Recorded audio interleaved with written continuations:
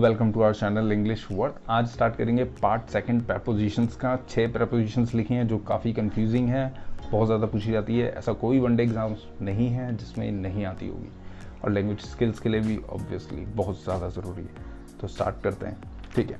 6 prepositions हैं। पहले एक ओवरव्यू ले लेते हैं, जनरल आइडिया कि इनके बीच में डिफरेंस क्या है ना, फिर आगे बढ़ेंगे। बोलो हाँ, चलो। अप एंड डाउन, कोई भी चीज़ ऐसे है, ये होगी अप, ये होगी डाउन, ठीक है। इसके बाद पिक्टोरियल रिप्रेजेंटेशन होगा, मैं पिक्चर्स के थ्रू बताऊंगा, बहुत अच्छे तरीके से सब समझ में आ जाएगा, ठीक है। अबव और बिलो देखते हैं। फॉर सपोज ये कोई सरफेस है, यहाँ पे एक ऑब्जेक्ट है, यहाँ पे एक ऑब्जेक्ट है। सरफेस और ऑब्जेक्ट के बीच में कोई टच नहीं है, कुछ नहीं है, एक स्पेस होगा ओपन, ठीक है। यहाँ पे भी कुछ नहीं है, ठीक है। जब सरफेस और ऑब्जेक्ट के बीच में कोई भी टच नहीं है तो उसको क्या बोलेंगे, अबव और बिलो। आ गया समझ में, ठीक है। तीसरा देखते हैं हम। कोई ऑब्जेक्ट यहाँ पे ऐसे रखा है, कोई ऑब्जेक्ट यहाँ पे ऐसे रखा है, तो this one is over that surface and this one is under that surface. आ गया समझ में, अच्छे से बाद में देखेंगे।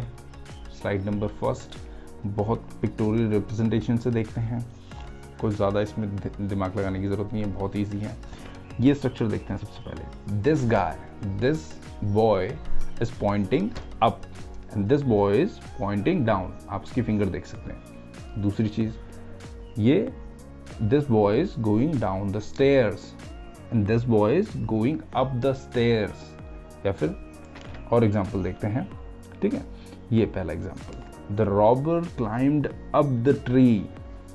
आगे समझ में, वो ट्री के ऊपर चढ़ा, ठीक है।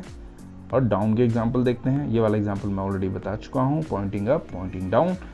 He ran down the stairs, same example, he ran down the stairs. अगर जो तेजी से आया, he ran down the stairs, he walks down the stairs, ठीक है। ये पास्ट में है, he ran down the stairs, वो पास्ट की बात, वो नीचे उतर गया था या भाग गया था, ठीक है। The thief came down the tree when the police went of. इसका मतलब है वो जो थीफ था, जो पेड़ पे चढ़ा था, इससे पहले ऊपर वाले एग्जाम्पल में, वो नीचे आ चुका है जब पुलिस चले गई। वेंट भी यूज कर सकते थे। वेंट ऑफ एक फ्रेजल वर्ब है जिसका मतलब यही होता है कि जब पुलिस चले गई, ठीक है। दूसरे कुछ और एग्जाम्पल्स देख लेते हैं, ठीक है।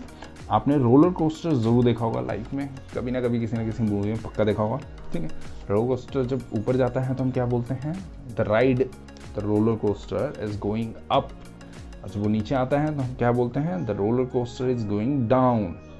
आगे समझ में, एक सेइंग भी है, लाइफ इज फुल ऑफ, बहुत अच्छी बात है, अप्स एंड डाउन्स, पता है आपको। ये शायद बचपन में सभी ने खेला होगा, जिसने नहीं खेला तो पता नहीं वो एलीट क्लास का रहा होगा, जिसने नहीं खेला या देखा नहीं, बट हाँ, हम लोगों ने पक्का खेला है। Seesaw, when the one side goes down the other goes up.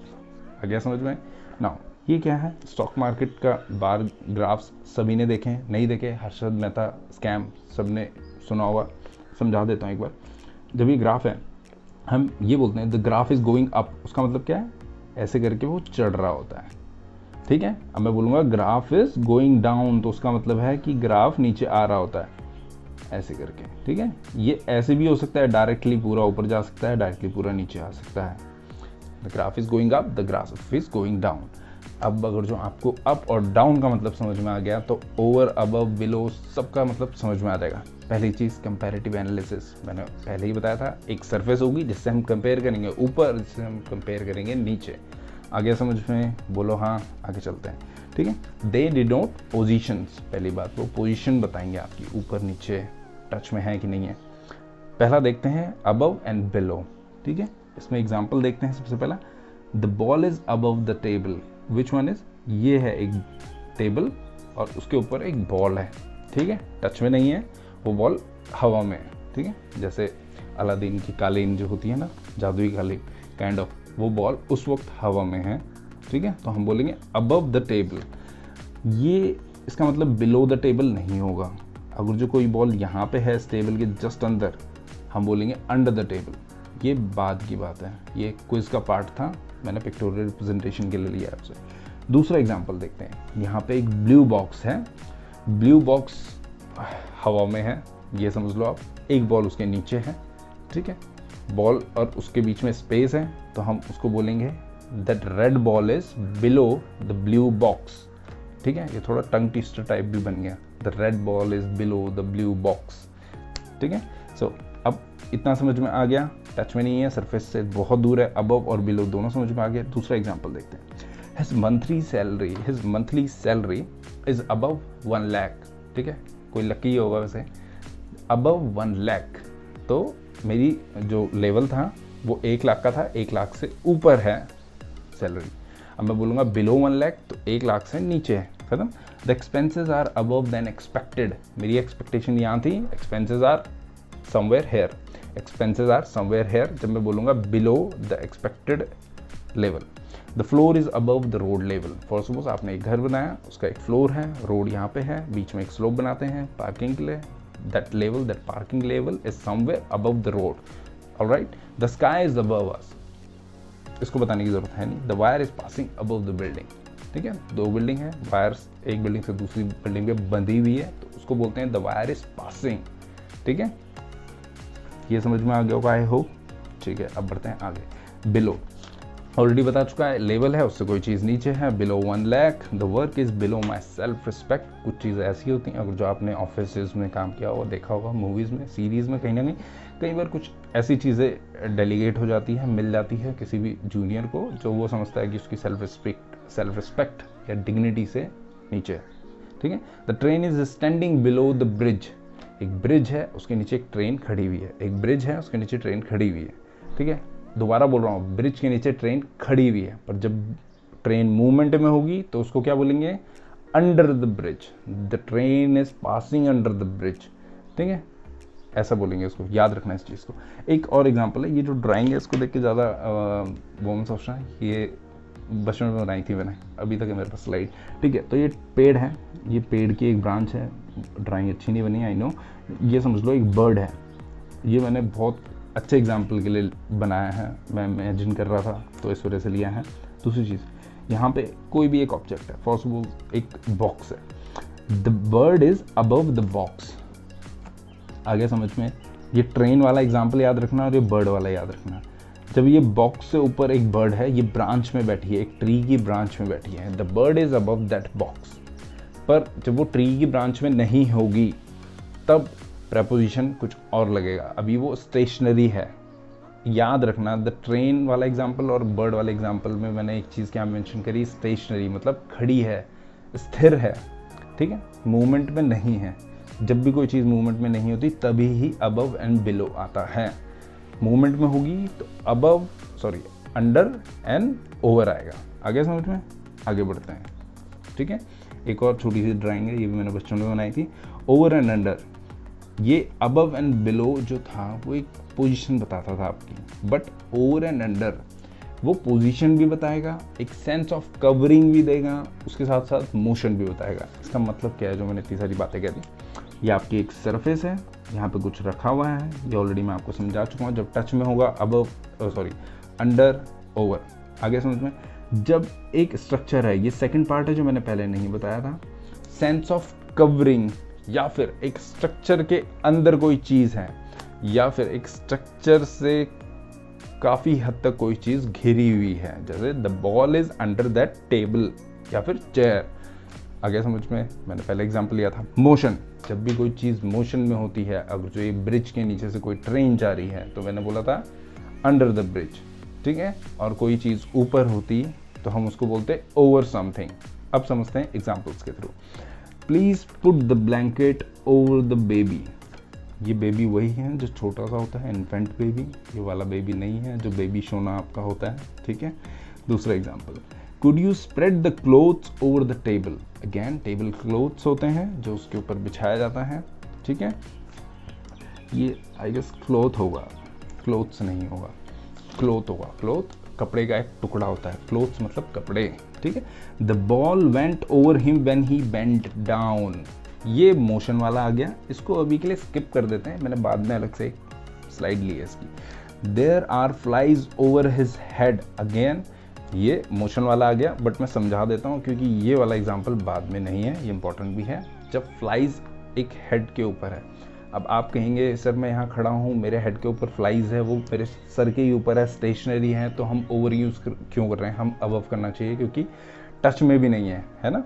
But एक हेलीकॉप्टर होवरिंग, मतलब हेलीकॉप्टर जो किसी सरफेस के ऊपर रहता है और वहीं पे खड़ा रहता है स्थिर, पर एक सरफेस से ऊपर रहता है, तो भी हम ओवर ही यूज़ करते हैं। क्यों? क्योंकि वो अपने आप में मोशन में है, वो स्टेशनरी नहीं है। स्टेशनरी होता तो ज़मीन पर होता, शायद उस सरफेस या जो इंसान नीचे उसके ऊपर होता है ना। तो उसी तरीके से फ्लाइज का केस भी है। फ्लाइज मोशन में ही है क्योंकि वो अपने पंख तो हिला रही होगी, जाहिर सी बात है, तभी वो ऊपर है। The bridge was built over the river. Again river stationary नहीं है, इसलिए हमने ब्रिज के लिए क्या यूज़ किया है? रिवर के ऊपर बन रहा है, ओवर। हमेशा याद रखना, ईदर ऑफ द थिंग, जो भी है दोनों में से कोई भी एक चीज़ मोशन में रहती है तो हम ओवर यूज़ करते हैं। मोशन की चीज़ें समझ में आ गई, स्टेशनरी की चीज़ें समझ में आ गई, पढ़ें आगे। ओवर अगेन इसमें कुछ एग्जांपल्स और हैं। जब भी हम किसी पर्टिकुलर नंबर या लिमिट की बात करें, जब भी उस लिमिट से कोई ज़्यादा आ जाए तो हम क्या यूज़ करेंगे? Over something. और जैसे एज की बात करें, एज से कोई ज़्यादा है या एज से कोई कम है, अंडर एज, ये एक फ्रेज भी है अंडर एज, और आप जनरली यूज़ करोगे तब भी आप इसको प्रेपोजिशन को सेंस को समझ सकते हैं। ओवर एज, अंडर एज, ये बहुत ज़्यादा सुना होगा आपने। ओवर वेट, अंडर वेट, ठीक है। सेकंड वाला भी शायद यही एग्जांपल है। अच्छा, ओवर प्राइस्ड, एक फिक्स प्राइस होगा, उससे ऊपर है कोई चीज़, ये लिमिट है हमारी, उस लिमिट से बहुत ऊपर है तो हम बोलेंगे over priced, over weight, under weight, under priced, ठीक है। और एग्जांपल देखते हैं, ओवर एंड अंडर के एग्जांपल देखते हैं। मैंने ऑलरेडी आपको बता चुका था, ये एक स्ट्रक्चर होता है ट्री का। हमेशा याद रखना, जब भी एक ट्री हो और ट्री के यहाँ पे कोई बैठा हो तो उसको बोलेंगे under the tree. Chair table के एग्जांपल दे चुका हूँ मैं। अगर जो आप ये सोचो कि सर यहाँ पे तो आना चाहिए था बिलो द ट्री, ठीक है, तो ऐसा नहीं होगा। बिलो द ट्री का मतलब होगा ये ट्री हो गया, इसके नीचे यहाँ पे कोई गड्ढा करके आराम से बिल्कुल ये ट्री आपका हवा में तैर रहा है और यहाँ पे कोई बैठा है, उसको बोलेंगे बिलो द ट्री, ठीक है। तो वो पॉसिबल नहीं हो सकता है ना। अंडर ये बिल्कुल अपोजिट है ओवर का, ये चीज़ मैंने यहाँ पे लिखी है। The cat is sitting under the chair, enclose space का सेंस देता है, या फिर स्ट्रक्चर के अंदर John is sitting under the tree, ये वाला सेंस समझ में आ गया। Under one roof, under one roof there are a lot of things, ठीक है। बेड है, टेबल है, चेयर है, कुर्सी है, हम सारे हैं। We live under the roof, ये होगा अबव, बिलो, ये सब चीज़ें नहीं आती इसमें, ठीक है। बिलो नहीं आएगा, बहुत ज़्यादा लोग कन्फ्यूज होते हैं, इसमें अंडर द रूफ आएगा। You are under the CCTV surveillance, अब इसमें ना तो मोशन है ना इसमें मूवमेंट है, ठीक है, ना ये टच हो रहा है, ये इमेजिनरी चीज़ काइंड ऑफ चीज़ लग रही है, बट स्टिल ये एक सेंस ऑफ कवरिंग दे रहा है, ठीक है। CCTV सर्वेलेंस का मतलब है इतनी सारी चीज़ें कवरिंग के अंदर है। दूसरी चीज़ कॉन्स्टेंट सुपरविजन, जो बेबीज़ होते हैं आर अंडर कॉन्स्टेंट सुपरविजन, ठीक है। तो अगेन कवरिंग का वो देता है। I am wearing 2 sweaters under my jacket, मेरी जैकेट के अंदर 2 स्वेटर्स मैंने पहनी हुई हैं। We have to follow our boss, we are under his orders, ये अलग है sense.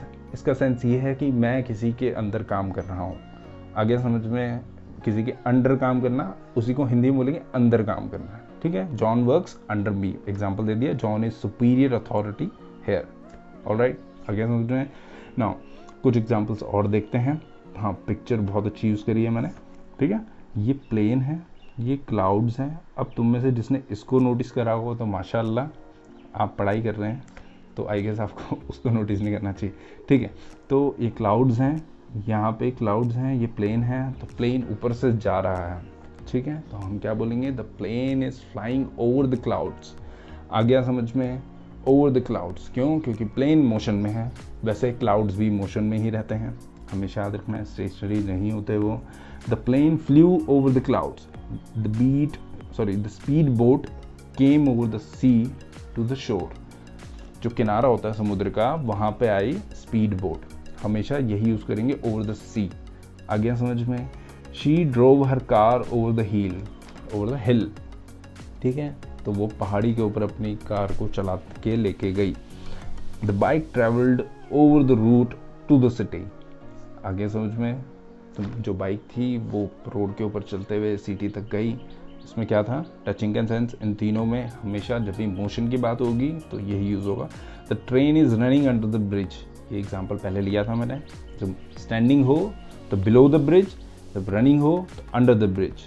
The ball went under the table, ये अगेन स्ट्रक्चर है, स्ट्रक्चर के नीचे मोशन में कोई चीज़ गई है, समझ में आ गया। स्टेशनरी होगी तब भी अंडर होगा, मोशन है तो अंडर है ही, ठीक है।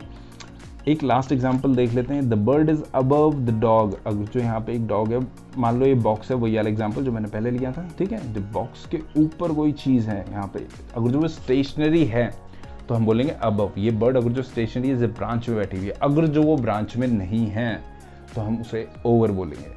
इसलिए मैंने वो एग्जांपल लिया था ताकि आपको बहुत डेप्थ में समझ में आता है। The beautiful river flows below और अंडर दैट जाइंट ब्रिज, एक ब्रिज है जो बहुत बड़ा है, जाइंट मतलब बहुत बड़ा है, ठीक है। वो जो रिवर है बहुत सुंदर सी, वो उस ब्रिज के नीचे से जाती है, तो बिलो आएगा, अंडर आएगा, अंडर ही आएगा, क्योंकि रिवर मोशन में होती है तो बिलो नहीं आएगा। यहाँ पे अबव एंड ओवर दोनों आ सकते हैं, मैंने बता दिया। जब स्टेशनरी हो तब अबव, जब आपका मोशन में हो तो ओवर। दे आर मैन्युफैक्चर, अच्छा ये दो चीज़ हैं, ये मैं आपको बता देता हूँ। ये CGL के एग्जाम्स के क्वेश्चन पेपर्स में से देखा था मैंने। They are manufacturing the goods under this licence, एक लाइसेंस है जिसके अंडर कोई चीज़ बनती है, ये चीज़ याद रखना, ठीक है। They sold the government property under the government property act, ये मैंने अपने आप से बनाया है क्योंकि मुझे याद नहीं आ रहा था। कोई भी एक्ट के अंदर कोई चीज़ काम करते हैं तो उसे बोलते हैं अंडर द प्रॉपर्टी एक्ट, या फिर under some kind of government act, जो भी कोई एक्ट होगा। तो आई गेस मैंने बहुत अच्छे से समझाया होगा, आई ट्राइड। और लेट्स सी नेक्स्ट पार्ट।